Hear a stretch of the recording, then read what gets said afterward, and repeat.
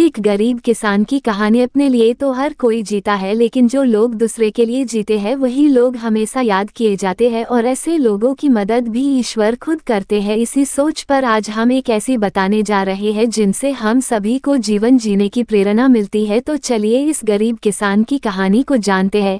एक बार की बात है, एक गांव में गरीब किसान अपनी पत्नी के साथ रहता था। उसके पास एक गाय और थोड़ी सी खेती के लिए जमीन थी, जहां वह दिन भर अपने खेतों में काम करता था। तब कहीं जाकर उसे खाने के लिए अनाज हो पाते थे। इस तरफ से किसान अपना किसी तरह जीवन गुजारा करते थे, जिस कारण से किसान की पत्नी हमेशा अपने भाग्य और भगवान को कोसती रहती थी कि ना जाने किस जन्म का पाप इस जन्म में भरना पड़ रहा है, जो कि गरीबी में जीवन जीना पड़ रहा है। पत्नी की बातों को सुनकर किसान मन ही मन खुद को और अपने भाग्य को कोसता रहता था कि न जाने कब उसके किस्मत के भाग्य बदलेंगे। एक दिन की बात है, दोपहर का समय था। किसान खेतों से आकर अपने घर पर अपनी पत्नी के साथ खाना खाने जा रहा था कि इतने में एक साधु महाराज भिक्षा मांगते हुए उसके दरवाजे पर पहुंचे और भिक्षा मांगने लगे। तो इतने में किसान घर के बाहर आया और बोला, साधु महाराज, हम सभी पहले से इतने गरीब हैं और किसी तरह अपना जीवन गुजार रहे हैं, और ऐसे में हम आपको कहाँ से दान दे? हमारा साथ तो ऊपर वाला भी छोड़ चुका है। गरीब किसान की बात सुनकर साधु महाराज उसके स्थिति को समझ चुके थे और बोले, क्या तुम सच में अपने को गरीब मानते हो? ईश्वर पर से तुम्हारा विश्वास उठ गया है ना? तो साधु की बातों को सुनकर हामी भर दी और किसान बोला, हाँ महाराज, हमारे साथ कुछ ऐसा ही है। अब आप ही चाहो तो आपके आशीर्वाद से शायद हमारी किस्मत बदल जाए। तो किसान की यह बात सुनकर साधु महाराज ने कहा, ठीक है, जैसा हम कहते हैं ठीक वैसे ही करते जाओगे। तो गरीब किसान बोला, क्या करना होगा हमें जिससे हमारे अच्छे दिन आ जाए और हमारी गरीबी दूर हो जाए? तो साधु महाराज बोले, ठीक है, आज से वह काम करना पड़ेगा जिससे ईश्वर तुमसे प्रसन्न हो। सबसे पहले अपने गाय को बेच दो और गाय के बदले मिले पैसों से अनाज खरीद कर ले आना। साधु की यह बात सुनकर किसान भौचक्का रह गया। उसके पास अपनी खेत की जमीन और एक यही गाय तो सहारा है, इसे भी बेच देगा तो फिर करेगा क्या?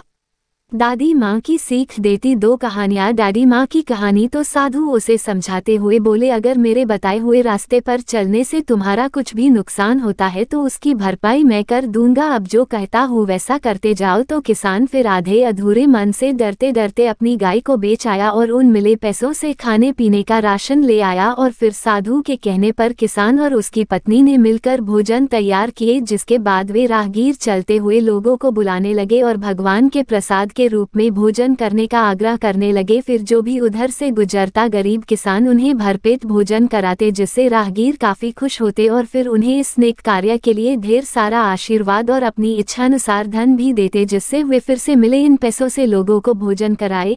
इस तरह साधु महाराज के कहने पर यह रोज का सिलसिला चलने लगा। हर दिन गरीब किसान अब मिले पैसों से भोजन प्रबंध करते, जिससे राह चलते लोग प्रतिदिन उसके यहाँ भोजन करते और दान के रूप में किसान को कुछ ना कुछ धन जरूर देते जाते, जिससे गरीब किसान के दान की बात धीरे धीरे दूर दूर तक फैलने लगी थी। फिर धीरे बड़े बड़े नगरों के सेठ, साहूकार, व्यापारी, राजदार, बारी, जो कोई भी उस गांव से गुजरता उस किसान के यहाँ ही भोजन करता और बदले में किसान को इस महान कार्य के लिए ढेर सारा धन भी देते जाते थे, जिससे धीरे धीरे गरीब किसान मिले पैसों से अमीर होने लगा और अब एक गाय के बदले कई ढेर सारे गाय खरीद लाए और अपने भोजन कार्य को भी बढ़ाने लगा। अब किसान मन ही मन खुश होने लगा था। उसे अपने बदलते किस्मत पर भी भरोसा होने लगा था, जिसे देखकर साधु महाराज किसान का हाल पूछते हुए बोले, अब बताओ, तुम भी वही गरीब किसान हो, यहाँ भी दिन रात मेहनत करते हो और ईश्वर के बताए गए पुण्य के मार्ग पर चलते हुए लोगों को भोजन कराते हो, जिससे अब ईश्वर भी तुमसे प्रसन्न है।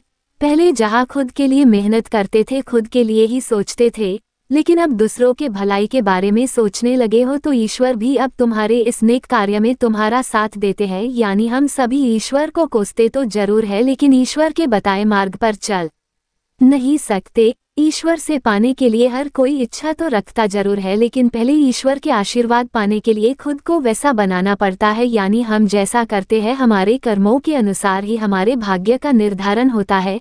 साधु की यह बात को सुनकर किसान को अब समझ में आ गया था, अगर सच में जीवन में अमीर बनना है तो सबसे पहले हमें अपनी सोच बदलनी होगी। अपने लिए तो हर कोई जीता है, यदि हम दूसरों के लिए जीना शुरू करते हैं तो ईश्वर भी हमारी सहायता जरूर करते हैं। इस कहानी से हम सभी को यही शिक्षा मिलती है कि हमें अपने भाग्य और किस्मत के भरोसे रहकर खुद को कोसने के बजाय हमें लोगों के लिए यदि जीना शुरू करते हैं तो निश्चित ही ईश्वर हमारे साथ हमेशा होता है। और ऐसा हम तभी कर सकते हैं जब हम अपनी सोच से बाहर निकलकर दूसरे के लिए जीना शुरू करते हैं। हमारे समाज में ऐसे अनेक महापुरुषों के उदाहरण मिल जाएंगे तो कि इस समाज के लिए जिए, जिस कारण से उन्हें हर कोई जानता है। जो सिर्फ अपने लिए जीते हैं वे अपने जीवन को एक निश्चित ही दायरे में जिक्र चले जाते हैं, फिर उनके बाद उन्हें कोई नहीं याद करता। जबकि जो लोग समाज के लिए जीते हैं वे इतिहास बनाकर भले ही इस दुनिया से चले जाते हो, लेकिन वे हमेशा ही सबके लिए में याद रहते हैं।